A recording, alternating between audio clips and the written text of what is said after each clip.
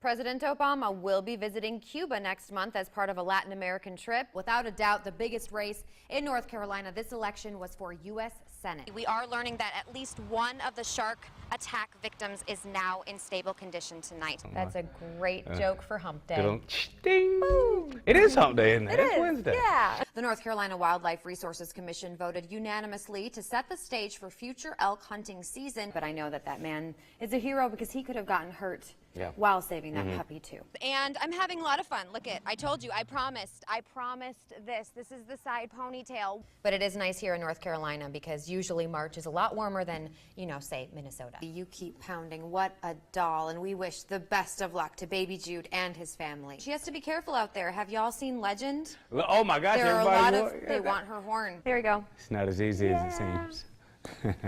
I'm wearing heels, so I win. And I'm Makenzi Henderson, live in Oak Island. If you are just joining us, we have been covering two shark attacks that happened yesterday all day. We were in Oak Island yesterday at 7, and we were in Oak Island again this morning at 4 in the morning to bring you more details on these two shark attacks. One happening just before 5 at the pier yesterday, another happening just a couple of hours and a couple of miles away.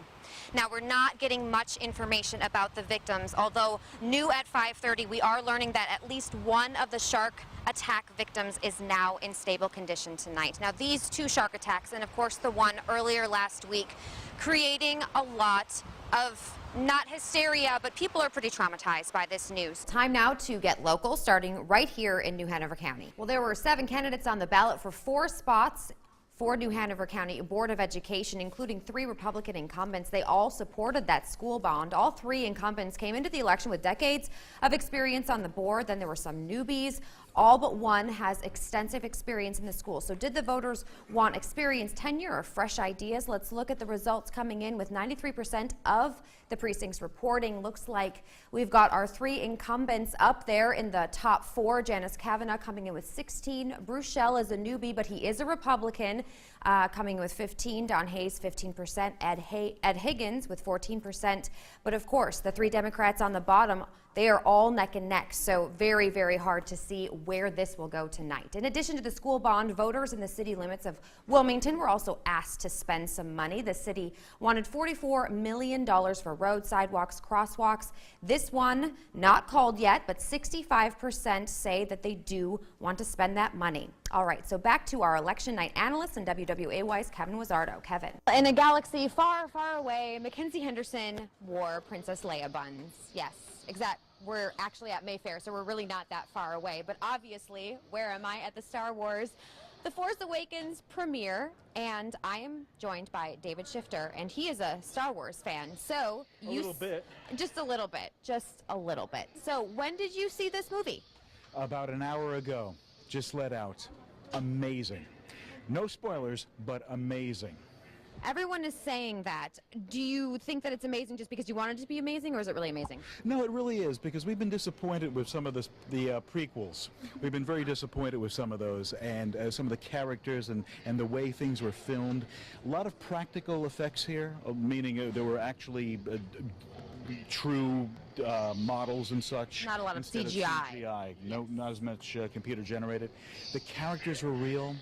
They let the characters age in real time, you know, in the storyline. So I thought it was awesome. Are you going to see it again? Oh, do you think I'm only going to see this thing once? I hope not. The original one, 1977, I saw that over 75 times. 75 times. Wow. All right. Do you think you're going to snuck in the theater to do so, but you know. Do you think you're going to do that with this one? Will I really sound like a geek if I say yes? It's okay. We're surrounded by geeks. It's okay. It's okay. So I really would like to know about this really cool lightsaber, because this is intense. So please tell me a little bit about what's going on here. This is Darth Vader's. You've got Luke Skywalker's and Mace Windu. So they're made by a company that created them.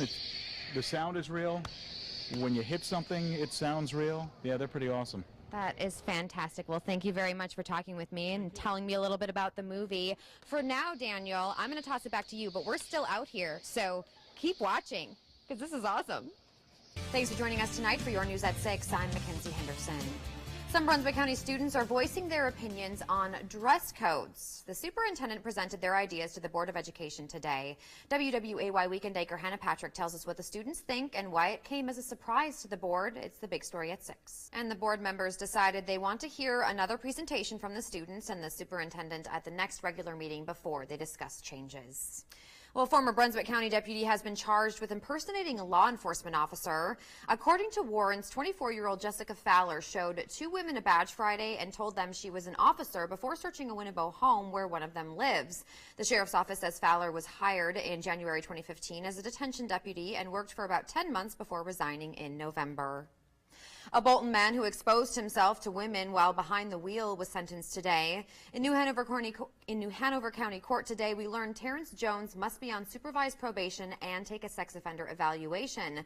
The judge also handed down a 45-day suspended sentence. Jones faced 2 counts of indecent exposure after several reports of a man exposing himself to female drivers. The calls came in the area of Oleander Drive and Independence Boulevard in October. Well, we here at WWAY love to get involved in the community as much as possible, and today I had another chance to do that and talk about journalism. Here's a picture with 2 of the organizers of the Adult Scholars Leadership Program. They invited me to speak to members about my career and journalism, and I was absolutely honored to do so, and I had such a great time. The program unites intellect with opportunity and skill with needs, specifically among those 50 and older who have just moved to the area. A great bunch of people, fantastic audience, extremely engaged. Awesome. So Fantastic. Yes. Well, a tornado touched down in North Carolina this morning. Where it happened and the damage it left in its wake. We look for them every year. Very close to where Elizabeth Norwood lounges every day are sea turtle nests in the sand at Oak Island. I think it's cool that they're trying to preserve the turtle nests. She knows not to disturb them. We want to keep sea turtles around. They're really cool. But others apparently don't. We have not had this problem before. Someone ruined 2 sea turtle nests late last week on the west end of the beach. This was the first time, and I hope it's the last time. And I assume it was the same individual since it was in the same area. Oak Island Sea Turtle Protection Program co-directors Jackie Honstein and Eileen Ramsdale say the vandal took out the stakes and sign for one and knocked down the runway for the other. So unfortunately, we can't locate the nest. As they try to find out who did it, they're trying to figure out why the person did it. It's just sad that we go through so much work for our turtle program and our nest parents to do all this and to market and make sure the turtles get to the ocean, and somebody just goes through and destroys it. We have a lot of people who are engaged in this program. Tourists love it. Kids around here love it. And I just have to think it was somebody being stupid. You don't gain anything from harming poor, defenseless, unborn creatures. In fact, Honstein and Ramsdale say you stand to lose a lot from doing that. We don't need people problems. You could face a $100,000 fine and prison time. Good. I mean, they're endangered creatures. The person suspected to be the shooter was already awaiting trial for a different murder in New Hanover County. A murder of a witness in a murder trial. The victim was set to testify in that trial. That's not supposed to happen, right? The story starts in late July 2012. But it did, in the Cape Fear. They say he was shot execution style. So, how did the suspect get to the witness? Everybody keep to themselves and so quiet. Nasheed Porter was awaiting trial for Brian Grant's 2012 murder in New Hanover County when he was put on pretrial release last year under a $10,000 unsecured bond and electronic monitoring. Fast forward to now. On November 12, 2014, Duplin County deputies say Porter shot and killed a key witness in that trial, Obadiah Hester. Authorities found Porter's monitoring device 8 miles from the shooting. So many questions about how this happened. Whether electronic monitoring is effective is a matter for another day. It can be for a limited number of cases. What we are talking about now, what went into setting bond for Porter and all the other people arrested for crimes in the Cape Fear.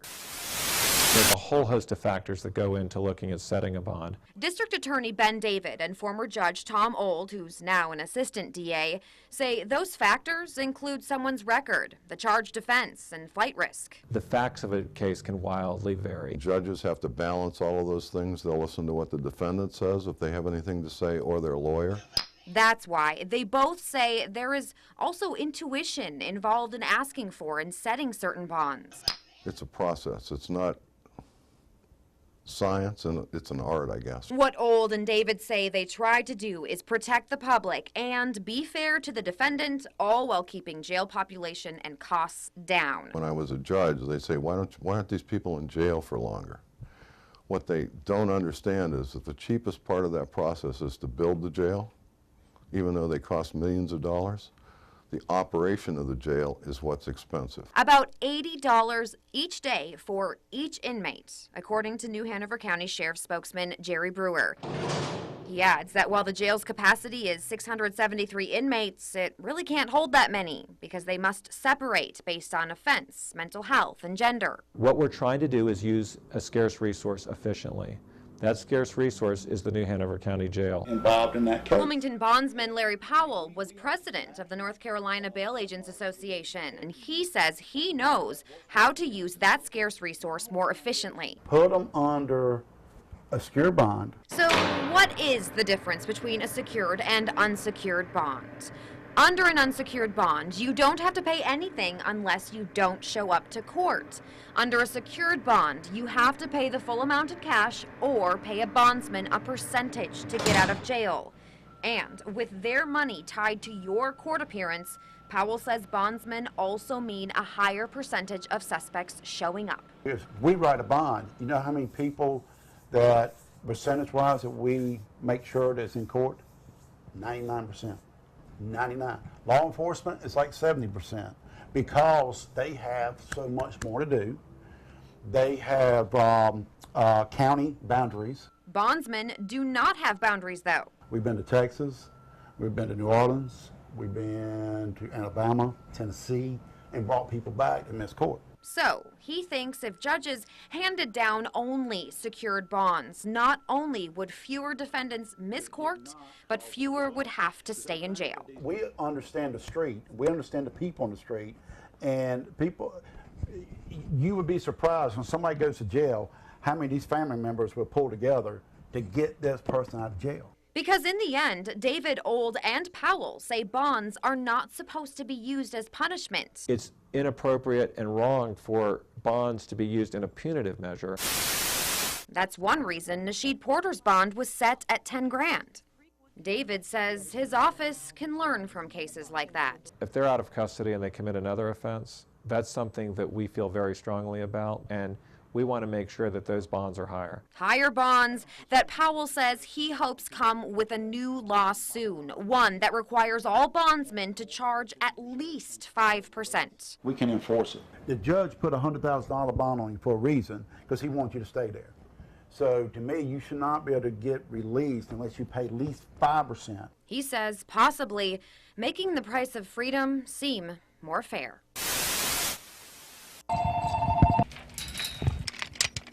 Inside this store, The more over the top, the better. behind these windows, You want something that's going to draw people in. Some instant gratification. day and night. They investigate. Let's see. Just check and see. They delegate. I'll start in this corner. And we might change her wig out. They contemplate. I don't know. We'll try them all. Some of the lights are still good. They coordinate. I need to grab my, oh, there it is. I try to grab as many things as I can. And then Michael Caldwell and Amanda Moore-Ladd decorate. Seems like no sooner do I finish one window than it's time to change another window. That change at a second time around in Wilmington comes with time. Anywhere between 12 and 18 hours, depending on the window. That depends on the season This particular window is the seasonal window. and the event. This window is what we call the swing window. Right now, 'tis the season for winter And we're getting ready to put up our winter wonderland. and for Christmas parties. It's going to become the crazy Christmas sweater. Lights, curtains, and ornaments. Then it's a matter of layering. Hats, wigs, and sweaters. And it's like you can't be too crazy. It's become bigger and more over the top throughout the years. Store owner Meredith McCacken oversees each window and each transformation. I get to do the fun part. I get to go by the decorations and look for things. And then Michael and Amanda, get into the windows and make the magic happen. Magic that happens with a little frustration. It's a lot of up and down the ladder. And a lot of laughter. How about that? That'll do it, won't it? It really does. We want to use these windows to their fullest advantage because they are the draw. Drawing shoppers into the resale shop to buy their merchandise. We just love fabulous vintage, and it's always so fun when you find something. But maybe the real find is that long history. And they're also reminiscent of how downtown Wilmington used to be. That warm memory. They would go all out with their holiday windows, and especially Christmas was over the top. That childlike wonder. That movie, A Christmas Story, with Ralphie, and they're all pressed up against the window. Christmas, like it used to be. It's like, coming back home again.